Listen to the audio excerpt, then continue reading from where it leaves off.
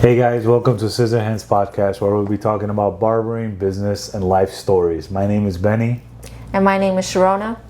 And I'm going to ask you some questions today. All right, let's roll. Let's get to it. So, Benny, introduce yourself. Who is Benny the Barber? I'm Benny the Barber. I got that nickname working with a lot of Russians that didn't speak English.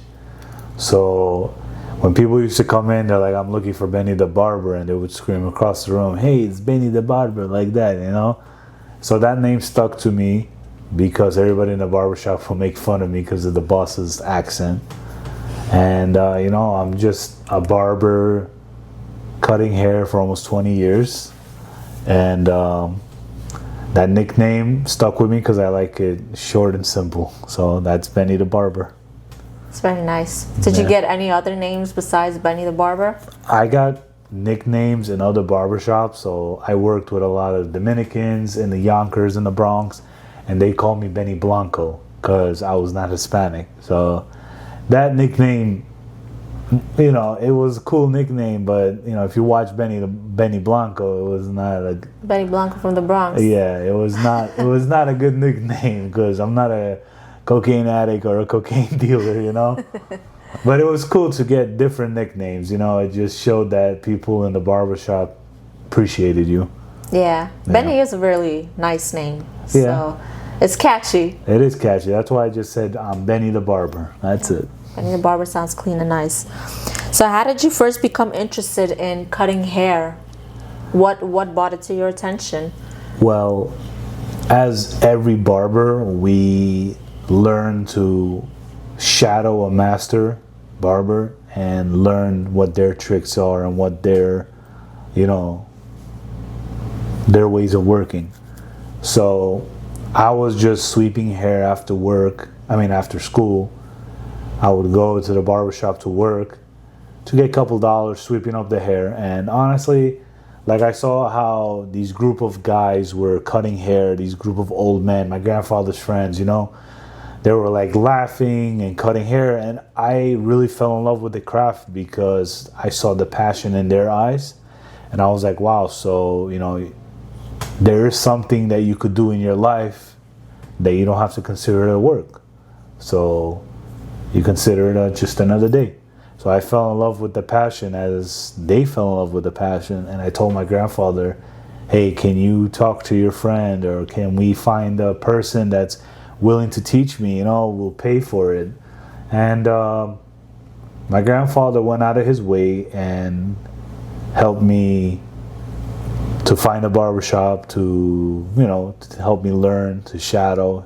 He paid for that. So I was in between barbershops, shadowing and trying. And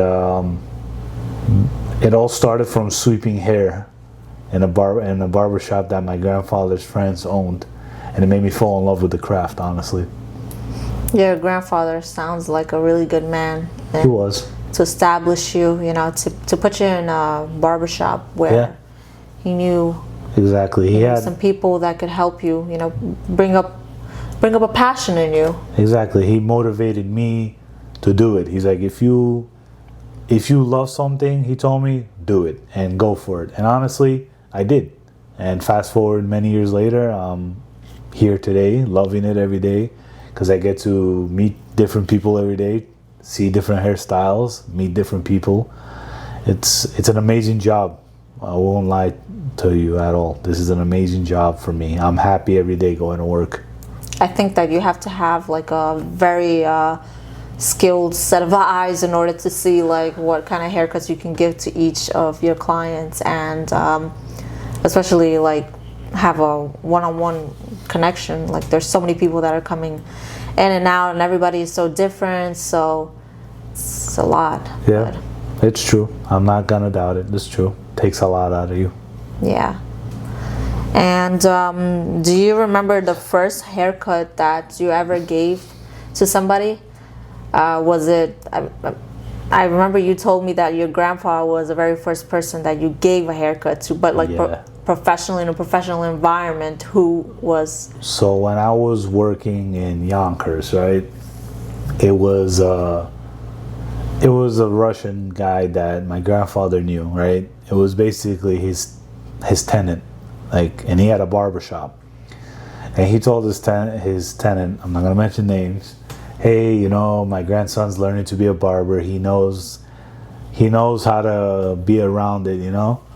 So he took me. The agreement was I won't get paid even a penny. I'll only work on tips, which was fine.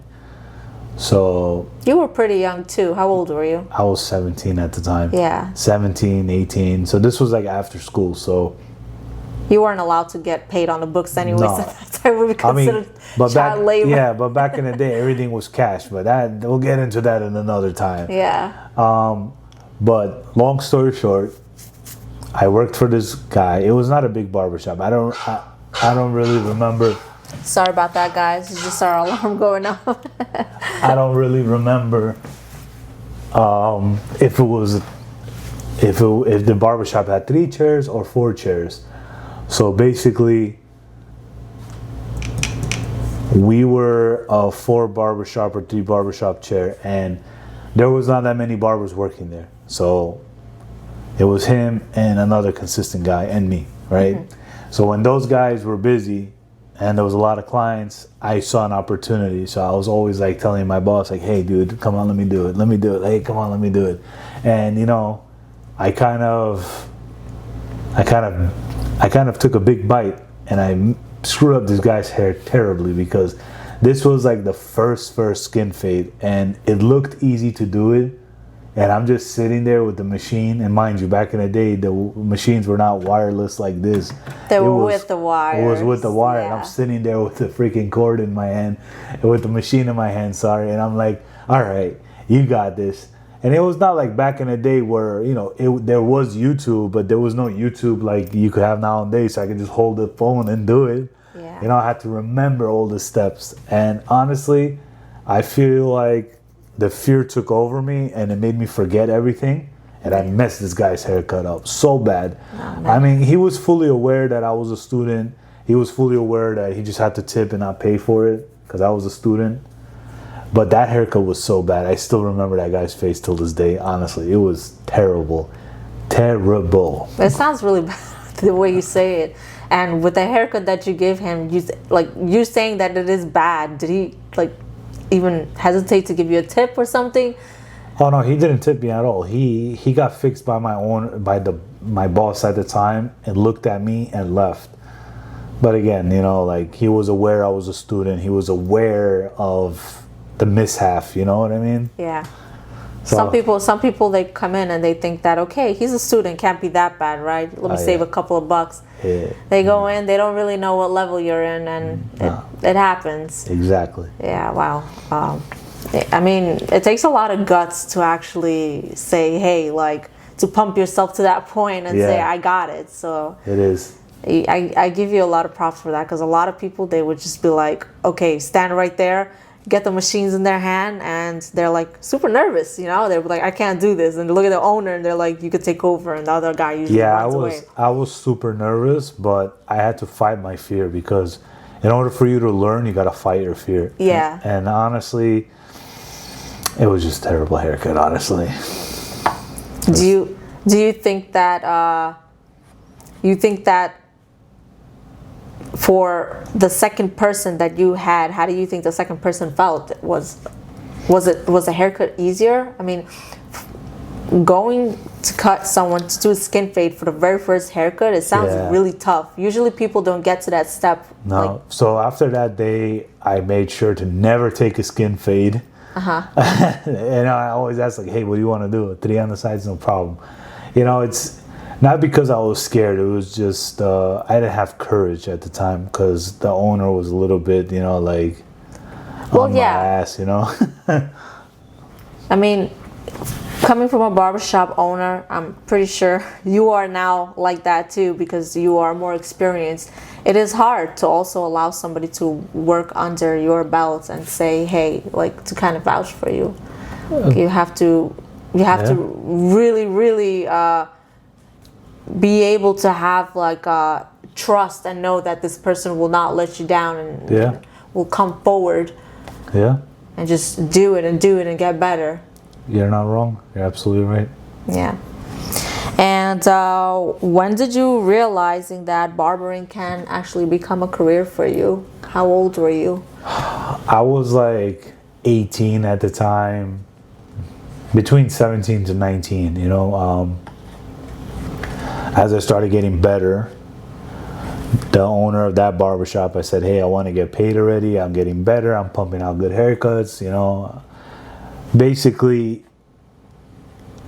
I just told him, hey, I'm ready. So he gave me 45%.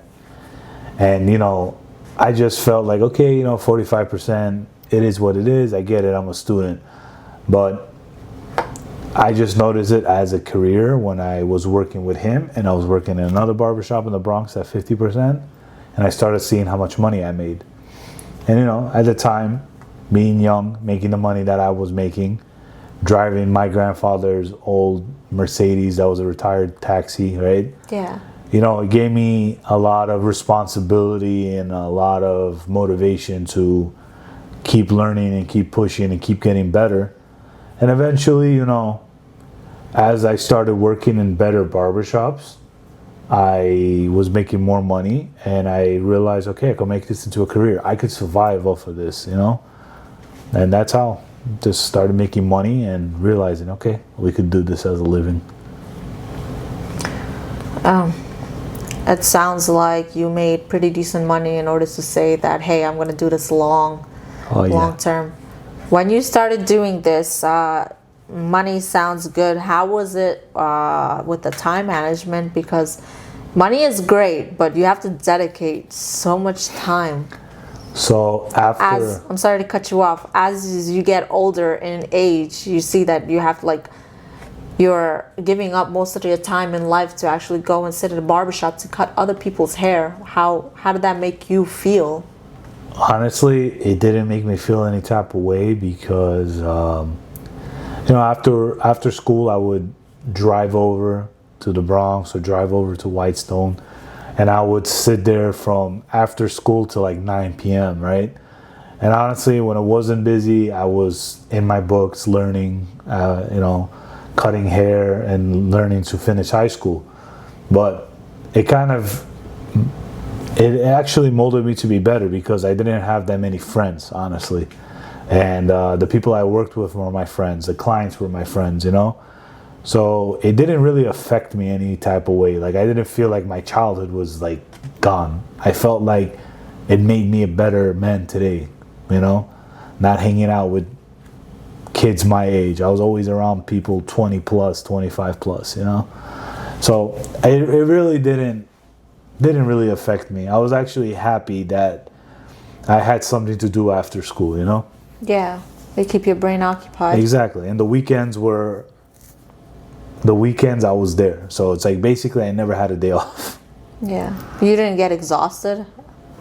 I mean, when you're young, you just go off of 1 hour sleep and a Red Bull and you're good to go. Now we need 5 cups of coffee to survive. Yeah, that is true. You know? Whereas it's different when you're young, you're just motivated. You're just motivated to get up there, you know? Yeah.